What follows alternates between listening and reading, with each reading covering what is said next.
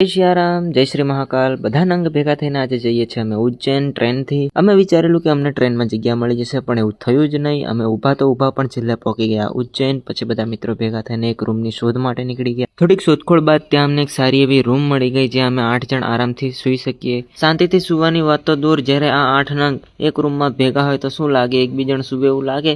તો એક પછી એક મસ્તી ચાલુ રાખી. પછી આપણને અચાનક જ યાદ આવ્યું કે આપણે તો હજુ જમવાનું બી બાકી છે. તો અમે બધા મિત્રો ભેગા થઈને પાછા નીકળી ગયા જમવા માટે. વિચાર્યું હતું કે સારું જમવાનું મળશે, પણ એવું કંઈ જ ના થયું.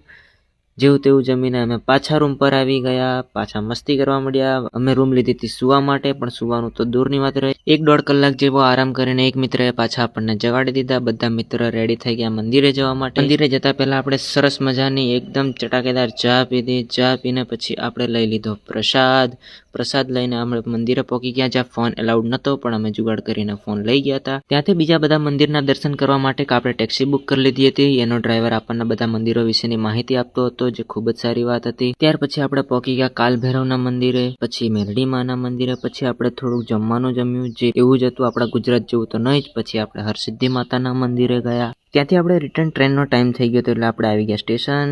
ટ્રેનમાં આપણને જગ્યા ના જ મળી. જ્યારે જગ્યા મળી તો આપણે પાછા થોડો આરામ કરી લીધો. પછી દાહોદ સ્ટેશને આપણે ઉતરી ગયા. દાહોદ સ્ટેશનથી આપણે પીપલોદ સુધીની બસ લેવી પડી. છેલ્લે બધા મિત્રોએ ભેગા થઈને ચા પીધી, અને ચા પીતા પીતા આપણે આ વ્લોગને જ સમાપ્ત કરીએ. જય મહાકાલ.